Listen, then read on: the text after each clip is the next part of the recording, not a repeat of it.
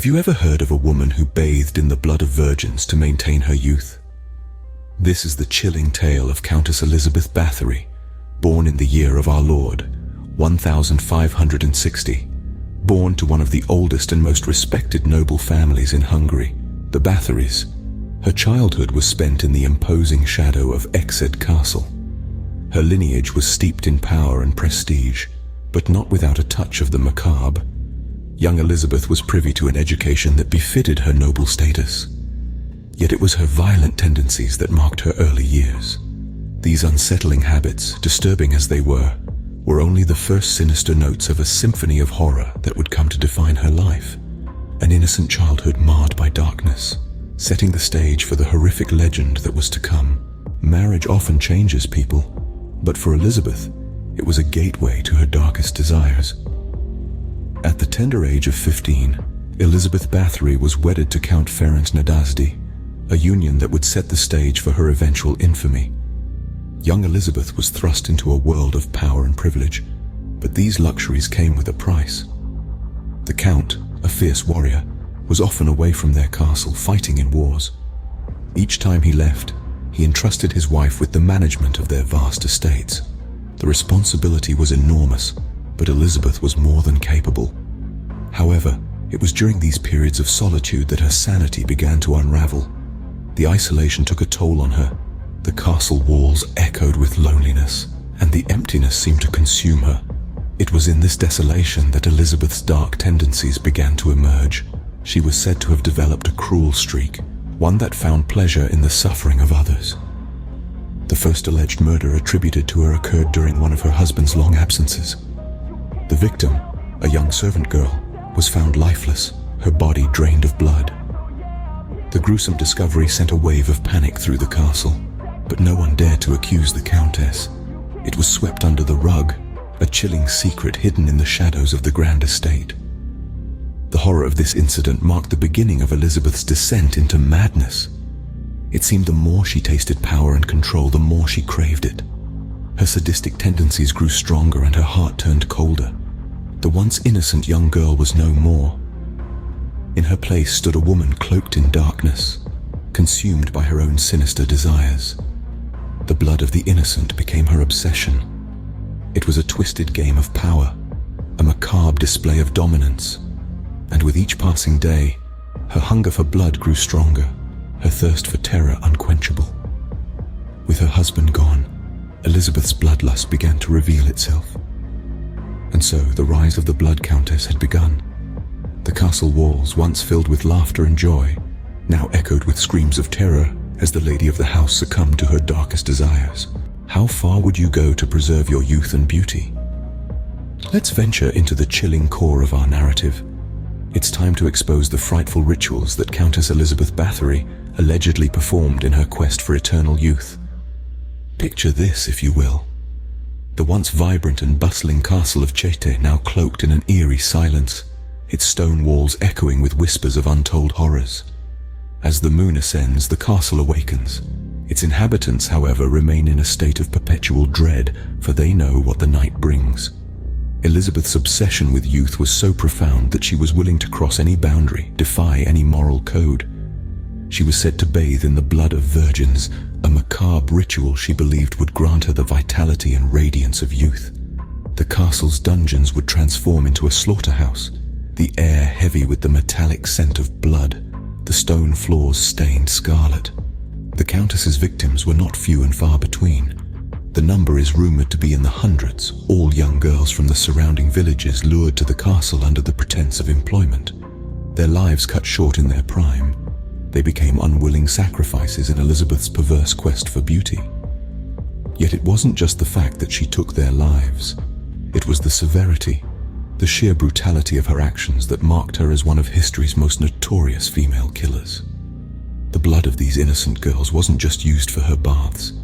It's claimed that she would smear it on her face and hands, convinced that it would reverse the effects of aging. Her actions were so monstrous, so beyond the realm of humanity, that they still send chills down our spines centuries later. The tale of Elizabeth Báthory is a stark reminder of the lengths some would go to in their pursuit of vanity. It's a grim testament of how an obsession can lead to unthinkable atrocities. Countess's obsession with youth led her down a path of unspeakable horror. As we delve deeper into her story, we'll witness the inevitable downfall of this blood-soaked Countess. But that, my friends, is a tale for the next scene. Even the most horrific acts cannot remain hidden forever. As the whispers of Elizabeth Báthory's unspeakable deeds grew louder, curiosity turned into suspicion, and suspicion into investigation. The authorities could no longer ignore the rumors swirling around the castle of Cheta. In the chilling winter of 1610, King Matthias ordered an inquiry into the Countess's affairs. Under the leadership of the Palatine of Hungary, György Thurzo, a team of investigators embarked on what would be a journey into the heart of darkness. As they delved deeper, the testimonies of the witnesses they interviewed painted a horrifying picture. Servants, castle workers, and even surviving victims came forward. Their stories, echoing with fear and sorrow, revealed the unimaginable atrocities committed within the castle walls. The tales of torment, the blood rituals, and the untimely deaths of countless young women were enough to curdle the blood in one's veins. The trial was a spectacle that shook the very foundation of Hungarian nobility. The Countess, once regarded with awe and respect, was now the subject of scorn and fear. The evidence presented was damning. Letters, diaries, and the testimonies of more than 300 witnesses served as a chilling testament to Elizabeth's heinous acts.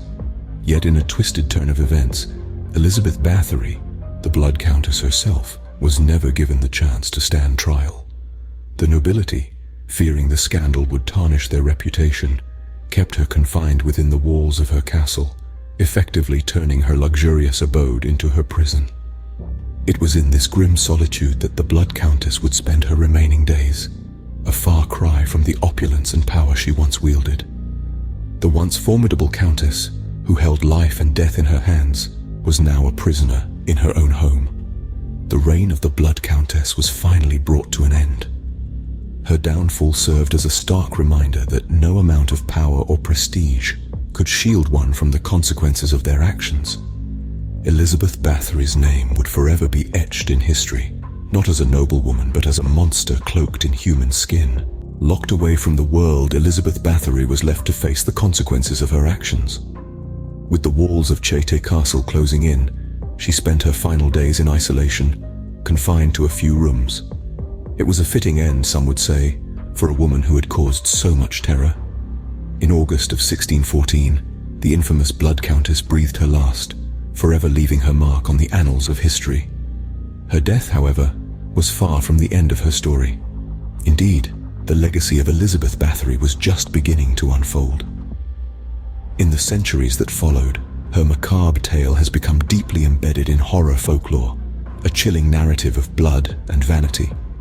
The Countess, with her insatiable thirst for youth and beauty, has become a symbol of the monstrous, the grotesque, and the inhuman. Her story has been recounted in hushed whispers, passed down from generation to generation, keeping her memory alive in the most eerie of ways. Her infamy has transcended the bounds of folklore, inspiring a plethora of cultural interpretations. From the silver screen to the pages of novels, the figure of the Blood Countess looms large. She has been portrayed in countless films, her story serving as a grisly muse for countless directors. Her tale has been inked into the pages of many a book, authors captivated by her gruesome deeds. Even the world of music hasn't been immune to her influence. Her legacy has echoed through the lyrics of songs, her name invoked to evoke a sense of dread and horror. Through all these mediums, Elizabeth Báthory continues to live on, her tale a testament to the enduring allure of the macabre. As much as her story horrifies us, it also captivates us, drawing us into a world of dark fascination. Elizabeth Báthory, a woman of noble birth, a countess, a mother, a murderer, her name lives on, a chilling reminder of the darkness that can lurk within the human soul. And so, the tale of the Blood Countess continues, her legacy a haunting echo in the annals of horror. Elizabeth Báthory's tale is a haunting journey into the depths of human depravity, a journey that took us from her birth to her rise as the Blood Countess, through her bloodbaths, her downfall, and the aftermath that shaped her legacy. Her story, steeped in horror, is a dark testament to the lengths one might go in the pursuit of youth and beauty. This tale of Elizabeth Báthory, the infamous Blood Countess, has left an indelible mark on the world of horror. Her gruesome deeds, the countless lives lost, and her eventual downfall have become the stuff of nightmares, inspiring countless tales and adaptations. Her legacy persists, reminding us of the darkness that lurks in the corners of human nature. It forces us to confront the horrors that humanity is capable of, while simultaneously pushing the boundaries of our imaginations. The tale of the Blood Countess, a chilling reminder of humanity's capacity for horror, continues to haunt us to this day.